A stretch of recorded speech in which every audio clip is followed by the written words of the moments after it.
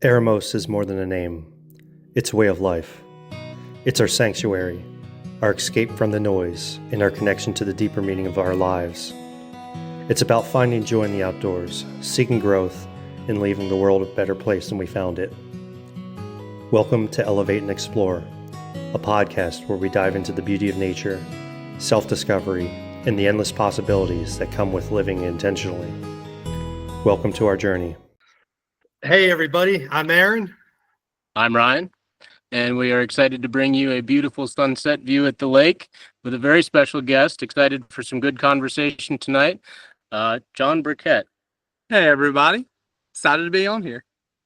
Well, we definitely appreciate it. John and I had lunch the other day, and we've agreed that we are going to start having a once every 2 week lunch just to get together, talk, catch up. You know, Aaron and I have really, I think, pioneered that amongst our relationship over the course of, say, 2 years to, our friendship overall over 10 years. But definitely the weekly conversations that we've had has helped our lives. And I really look forward to what you and I get to talk about over the course of time. Brotherhood, Christianity, just spirituality, bringing in life in small pieces that are manageable, and then really, really just focusing on a lot of the good things and not worrying and stressing over some of the bad things that I think, day to day comes across. Life, business, it gets busy. So I do look forward to it, and we certainly appreciate it. So thank you. Most definitely. Well, in tonight's topic, I think it would be great if you want to give us just a quick summary of what got you to the point where you're at now. A little bit of your backstory in life. The one thing that we talked about the other day is you were saved early on in life, and then you still pandered around, not really understanding purpose and where your true passion lied. So, I think let's start there. Well, that'd be great. So my name's, again, John Burkett. I'm from Cleveland, Georgia, up in North Georgia. And so I was raised to two incredible parents. They definitely had us in church very young. And so I always knew the importance of being in church. I knew the importance of God and Jesus, but I didn't take it to the next step, right? So then I'll take it back. I was actually driving home with my mom from, we're going down Clarksbridge Road, one of the roads in Gainesville. And dude, I just felt so pressed. Like you just feel like God almost and Jesus just yearning on my heart. And I knew what it was. And it was Jesus wanting to come into my life. And it was so funny too, because for no kidding, like I can remember this. I was 7 years old, but I can remember it so vividly. I was just wrestling in my mind. It's like, don't bring it up. Don't bring it up. Because I was almost scared to. It's like, mom's not going to understand. Like I'm so young. But then I just finally, and it's funny too. So where this curve is and where this road is, it's a road that I had to drive down for 3 years when I used to work at Farm Bureau. And so anytime I get into that curve, I can just feel like the presence of the Lord. As I know that's where I finally just asked mom. And I was like, Mom, what does it mean to be saved? And then so she knew. It kind of came out of the blue. She was just driving down the road. We're listening to music.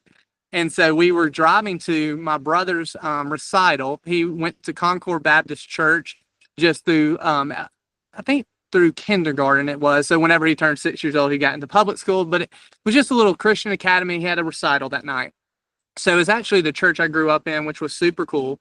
But we ended up going to the church, and we went into one of the classrooms, and I prayed with mom and dad and accepted Jesus into my life.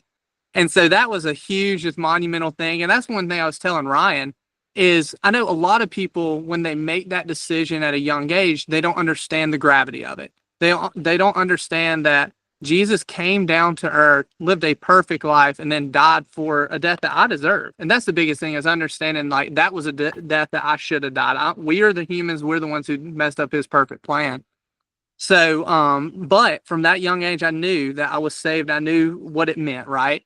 But then obviously as time goes on in middle school and high school, and then sports play a big role of that. And I kind of deviated from that path. And I was incredibly blessed. So when I was in 6th grade, there was a guy who runs a camp in Cleveland, Georgia called Woodlands Camp. And we had been going to that camp every summer. And actually my mom and dad are really good friends with the camp directors who run the camp. And so one of the camp directors, he came up to me and he's like, hey, how do you think about starting an accountability group? So I actually met with that group from 6th grade all the way up to a senior in high school, which is such a blessing, but also it's kind of sad too, because I did take advantage of it. It's something that I didn't feel like I tried to go fully into, because what the group was for was giving us time where we could be in the Word and learn more about Him. So with that, I always had pretty much say all that to say I was always around church, but I never really made it a priority in my life. And that's one thing that just had wrecked me to the point where, and I'll continue in the story of when I finally had that come to Jesus moment. I was like, oh my gosh, like I say I'm a Christian, I wear it as a badge on my chest, but if you look at the fruit of my life, it's not there. And it was a really hard place to be. So how all that kind of played out. So like I said, I'm from Cleveland. I graduated from White County High School. And then the plan originally was to go to Liberty University and play football. I had a football scholarship to play left tackle. And so when me and God really started to wrestle with each other is like growing up, I was never the biggest kid, never the tallest or anything. Oh, no, hard to believe. I know, as crazy as it is now, I'm 6'6". But when I was getting out of my sophomore year, going into my junior year, I grew 9 inches in that summer. Wow. So that's when Holy the possibility oh, it's crazy, man. Derail this for a quick second because I have a question. So in that period of growth, did you ever have like stretch marks, like growth marks? Oh, I got them today. Still to this day. It was wild, man. Like, it's one of those things you hear the joke of like, oh, someone leaves out of school and then comes back and is a new person. That was me completely through. So, That's so wild. I always had, it was very wild. And I always had the dream. I always had played football ever since I was 7 years old. So I've always had the dream of playing college football. In high school, especially my sophomore year, I was like, you know what? That's not a reality. It's like I'm 5'10", 175, not going to happen for me. And then I hit that growth spurt. So I'm like, okay, God, like, what are you doing here? So I go into that season. I was 6'5", about 225, and I felt my position being left tackle because I'd always been like somewhat of a faster kid, but not as athletic. I always found myself playing like receiver and all these skill positions. So within that, whenever I transitioned being on the line of scrimmage, I was more athletic than most of the people I was going up against. So that was super nice. So then after 2 years of really just grinding, working hard, Liberty was one of the schools that was on my radar. Because you go up there and they just did everything different. Like with going to Liberty, they have this mantra where they say, if it's Christian, it should be better. And I love that. Because I feel like a lot of times, like Christian schools and especially universities can get a negative outlook on it as like, oh, you're limited because of the freedom that you might have. It's like, no, they said, you know, if it's Christian, if we're really living for the Lord, it should be the best there is. So with that, the football team lived that out. So the plan was to go play football at Liberty. And then fast forward to my senior season. This is halfway through my senior season. I had some back trouble, didn't really know what it was. And then it was one day is a walkthrough day. So it's a day that you're really not doing much of anything. You're just walking through the plays. It's the day before a game we had. And I just felt sick to my stomach.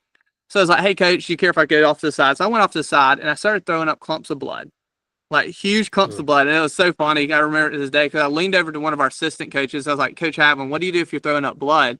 And he just kind of chuckled. He just thought I was playing a prank on him. And then he turns around and just sees a big pool of blood. I'm talking this man dead sprints across the football field to go get our trainer to see what was going on. And so I went to the hospital, and what had happened is I tore my stomach liner because I was taking a ton of Advil because my back was hurting a lot. So my mom is crazy thing too. Mom's actually a physical therapist. She's been doing it for 25 years and she specializes in backs. So she knew how I was kind of walking around the house and everything. She knew there was a problem there. But me being the ignorant 18-year-old I was like, you know what? Football's my life. You're not taking this from me. So whenever I went to the hospital, I had to end up going to the hospital. I was all drugged up. And so mom had told the surgeon, it's like, hey, when you're doing his CAT scan and MRI, look at his back. I know you're going to scan his abdominal because that's what I was there for, but look at his back. So I have something called a pars defect. So most people's back will sit like this on the vertebrae. Mine's on my L5 and mine's just like this. So it was a fracture I was actually born with. And they thought too, when I grew as much as I did, they thought that kind of could have expanded it a little bit more. So pretty much that shut down football completely. So from that point on, me and God, we were wrestling. Like I said, we were really wrestling because I was just asking God, because I really didn't think I'd have a chance to play at Liberty because I was so late to the recruiting process. So when he provided that opportunity, I ended up getting offered before my senior season that summer. I'm like, okay, God, you're within this. This is something I need to do. And so when he took that from me, I was a lot of questions of asking God, like, why in the world do you want me to do this? Why in the world do you want me to do this? So then after me and him wrestling for a couple months, I started really just praying. It's like, all right, so just as a student, where am I going to go to college? So I started praying through it, and Liberty did not get out of my head. And it didn't make any sense because I always told everybody growing up, oh, I'm a homebody. Like, especially being from Cleveland, Cleveland has that stigma. If you're born in Cleveland, you're going to die in Cleveland. And honestly, to me, I was like, I'm fine with that. If that's my life, I'm good with that. Exactly, 100%. So it's like, all right, Lord, if that's what you want from me, I'm completely fine with. But I didn't, like I said, Liberty couldn't get out of my head. So a lot of my other buddies were going to other schools like University of North Georgia, UGA, and they were all confused too. They're like, John, why in the world would you go to Liberty? You don't know a single soul there. We're all going here. Like, don't you want to be around us? And I just knew that the Lord was in that. So that was one of the first times in my life that I knew beyond a shadow of a doubt what God wanted me to do. And I was just very terrified to do it, right? So then I get up to Liberty, have a great time at Liberty. But one thing that really started working and how I really felt the Lord was working in my life was I would go to these classes and I would go to all these sermons that we were having. And this was nothing against Liberty students, but there was a stigma there that if you weren't going to be a worship pastor, a missionary, a worship leader, or anything like that, then you weren't going to impact God's kingdom with your work. And that was something I talked to Ryan about, and that wrecked me. It really did. So I started down the journey of just praying about it. It's like, Lord, do you want me to be a pastor? Lord, do you want me to be a missionary? One thing I didn't pray about was worship leader, not musically inclined. So I'm like, God, I know you're not wanting me to do that. But I was like, Lord, like, do you want me to do this? Because if you do, I'll say yes. I'll answer. Like, I had other plans, but I'll put those plans aside and I will do that. And I never felt that calling.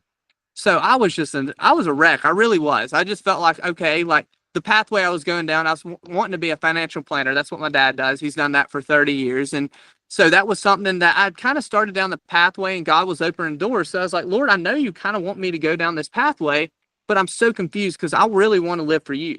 And I'm feeling like if I'm working in a secular job, I can't live unto you. And it, like I said, it just wrecked me. And then secular job that you didn't feel was, on kind of God's path. So what I felt like that was not on God's path was just the ideology that the only time I could include Christ and include God in my work was sharing the gospel. So I was thinking, like, that you only could do that if it was just, it was very hard to do that because it was only one day a week. Right, 100%. So that was the thing. It's like, well, Lord, like, yes, I'll go work a secular job. I'll go share the gospel with people. But if that's the only impact I can have, like, that to me didn't seem like a fulfilling life, like really just living for him, right?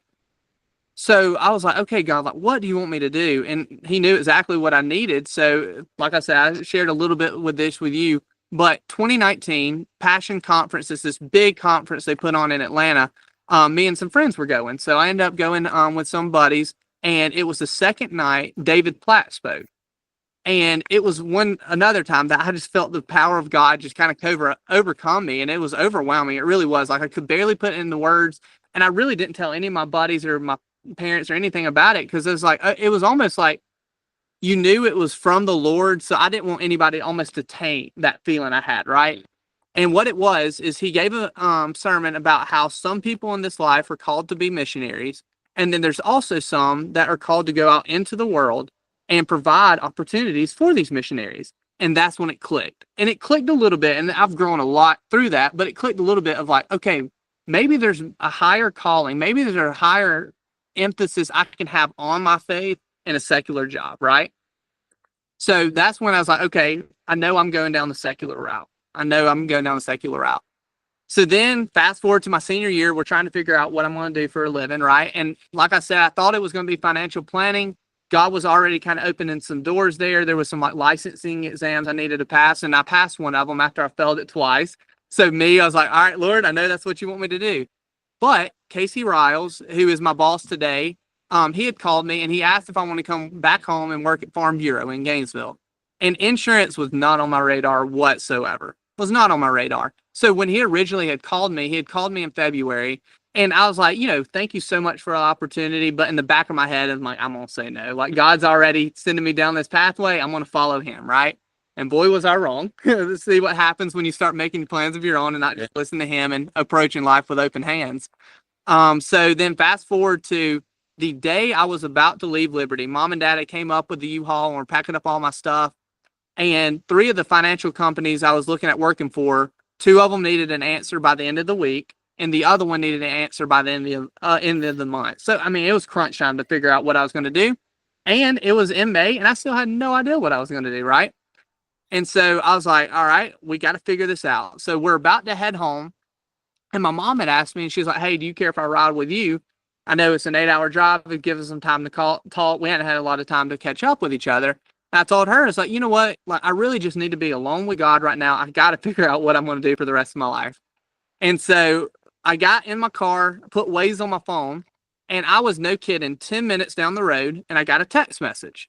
So I see Casey Riles pop up on my phone, and he sent me this long text, and it's pretty much just saying, like, hey, if you decide to come here at Farm Bureau, I'm going to love to have you. But if not, just know I'm here to support you, and whatever you do, just let you know I'm praying for you.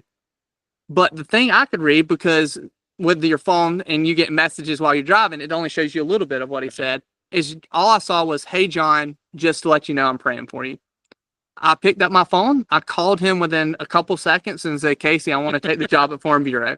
So that was another time where I just felt God just immediately. It's almost like you always hear people like wanting to hear from God. And I was so blessed to have that opportunity, because there's been many times in my life where he hasn't done that. But it was almost like God flashing in the sky, like, John, do this, John, do this.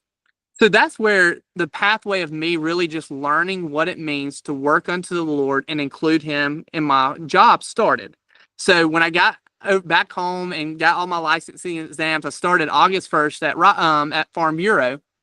And my time at Farm Bureau was incredible. It really taught me because I mean, it was in insurance, and insurance is a brutal field to work in. It really is. I mean, you're just trying to call people, and you're really trying to show them that you're trying to help them. But if you mention you're an insurance agent, and let's say like a Starbucks or in a Walmart, people are going to turn and run, because there's been so many people who've done a poor job of it, and they've taken advantage of people. And there's a reason for that. So with me getting into it, it's like, no, like, if I want to really work unto the Lord, like, I'm going to try to do this different. And I was so blessed to have Casey in my life, and him just diligently pouring into me. Piece of, trying to work your plan and work God's plan has been like the past 2 years of my life. I feel like every time I come up with something, it's like, this is what I want to do. This is how I'm going to do it. I'm going to do it this way, and it's going to be perfect. And it falls apart. It's not perfect. It's not anywhere close. And it's one of the hardest things you've ever had to do. And I feel like that is because it is not aligned with God's path, and it's a little bit of selfishness, isn't there? And one of the things I think Aaron and I've, briefly talked about is everything that we've done to date so far has made sense with Aeromost. It has never been something that has been a very difficult challenge. We haven't had disagreements. It hasn't been it's definitely been a struggle to start something from the ground up, but it hasn't been impossible. Whereas some of these other things that you think are these big dreams and it's almost impossible to do, becomes impossible because it's not in line with what God wants you to do. And to then have somebody reach out to you subliminally say, hey, I'm in this together with you on the same path.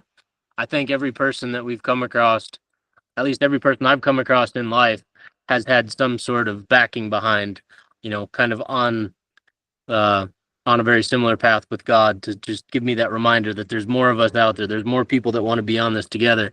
And, it doesn't happen overnight. There's a lot of patience. And, I think you having to wait, 4 to 5, maybe 6 years to really get that path. I think I waited 10 to 12 to get on that path. So, I think it's really good stuff. And then to see the company that you work with now and the credentials that all of them bring to the table, I think that's really speaks volumes, and it really helps align with being able to work in God's path on, a secular type job, 9 to 5, not doing anything extravagant. So.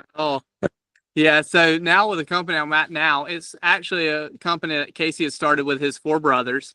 And so it has been instrumental already. Like, Farm Bureau kind of got me down that pathway, and it allowed me and Casey to really connect with each other, and me to find that mentor in my life, but also that soldier, somebody who I know is standing right next to me, and they wake up every single morning and, they're putting the Lord first. And with putting the Lord first, they're just trying to serve others.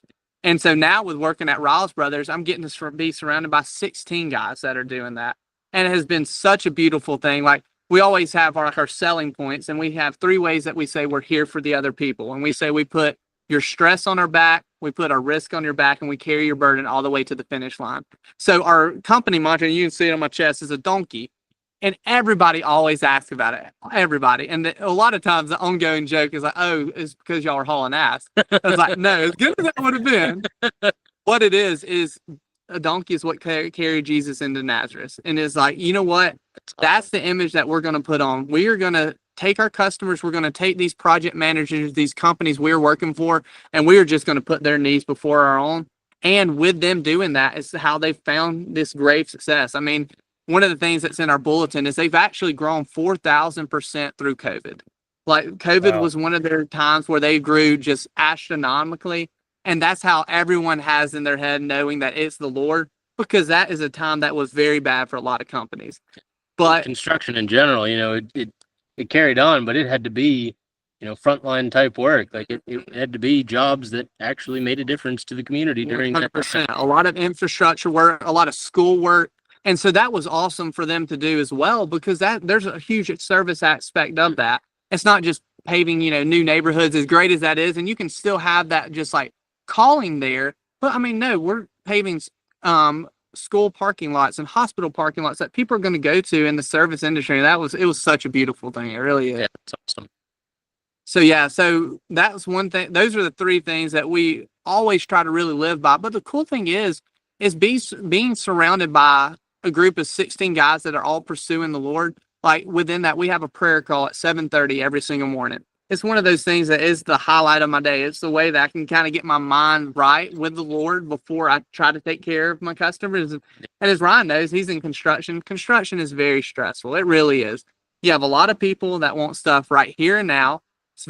And a lot of times the people you're dealing with, but they are stressed out. They're angry because they want stuff done right then and there, right? So within that, just being able to love that person, it's almost like they're not expecting it. Like to me, and one thing I've already been able to see, and I've only been doing this now going on 5 months, is people are almost confused when they see the way we treat other people.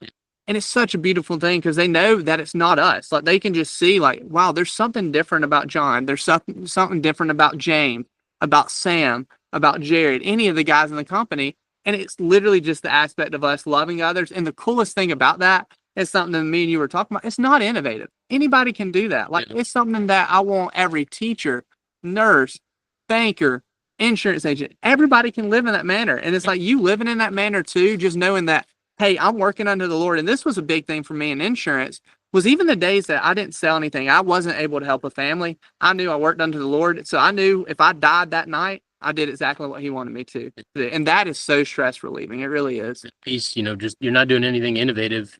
There's hundreds and hundreds of companies in whatever market we choose to pursue. And it's not a cost thing that sets us apart. It's sometimes not even a scheduling thing that sets us apart. Mm-hmm. It is just how you treat people. Mm-hmm. It is, answering the phone.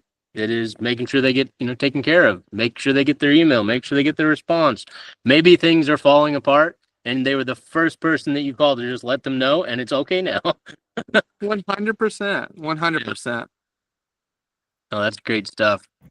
And, just to talk about some of, that growth about being around 16 people working towards the same common goal. I mean, that's momentum. That is, no matter what comes at you now, you have an army behind you with plenty of firepower to take on anything that you can face.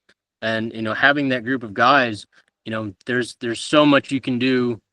There's only so much that you can do on your own and fighting that battle. And if you were to say, maybe you took a different type of job, or maybe you just stuck at it on your own, you could definitely make an improvement.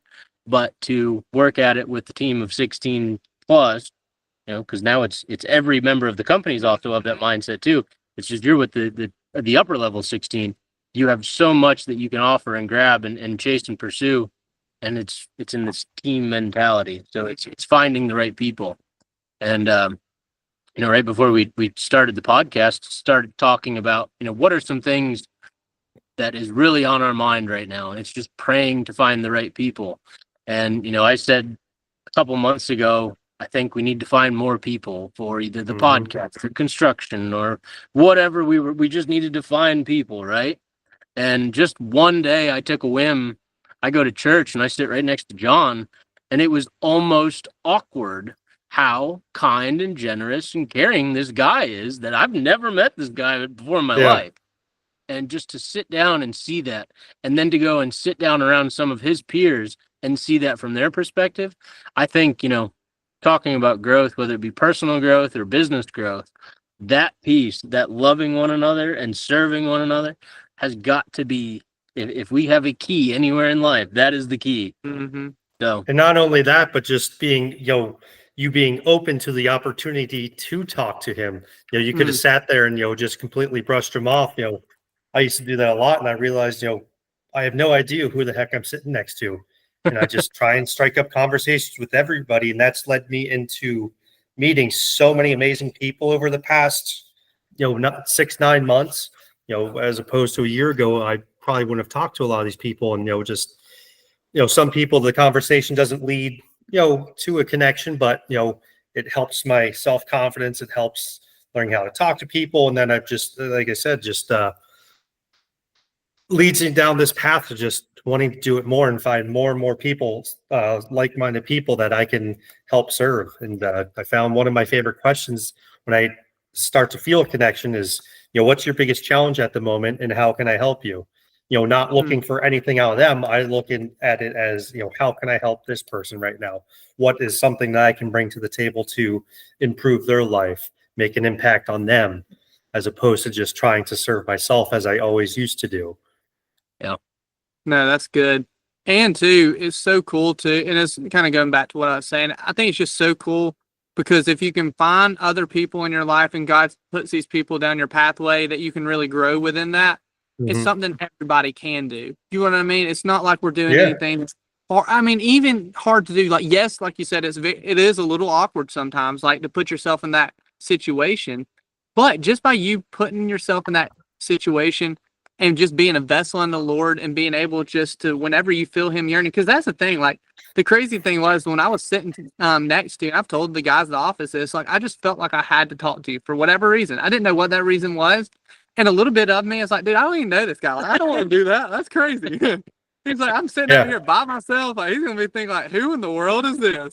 But I just felt inclined to. And the cool thing is like, we've been able to, first connect on a spiritual level. And that's where the ground basis was. And the cool thing too, I was telling the guys at work, like, God was in it, because it wasn't till right before me and Ryan left each other, we saw that, oh, you work for an asphalt company? Oh, I work for a grading company. Maybe we can help each other out. So I was like, oh my gosh, like if we just, like you're saying, if you can just answer that calling, but also just serve others, the Lord is going to work within that. He really is. He is a good, gracious God.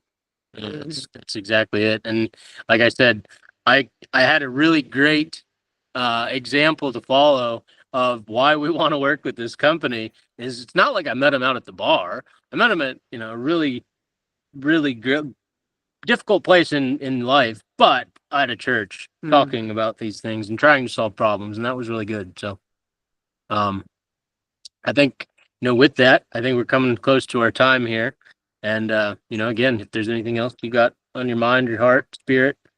Yeah, I think the biggest thing is first knowing where you stand with the Lord, I think is very important. I think that's something that even now, like me being a follower of Christ, it's something I got to do daily. Just understanding like where I sit and where I fit in this world. And that is with keeping God at the forefront and the center of that, knowing that he had a son, Jesus, who went to the cross and died. But I want also people to try to take it a step further. I feel like there's a lot of believers, and especially in this day and age, I think we are really fighting against the powers of evil. I really do. 100%. And within that, I think we need to find other people that you can kind of band together, like you saying, I have my 16, that there is other people. Like when we first started talking to each other, there was an immediate like, oh my gosh, like an appeal of like, hey, he lives in this manner and he's trying to do this. I'm trying to do this. Like that's someone I want to be around. Like that's somebody I want to call my friend. Right.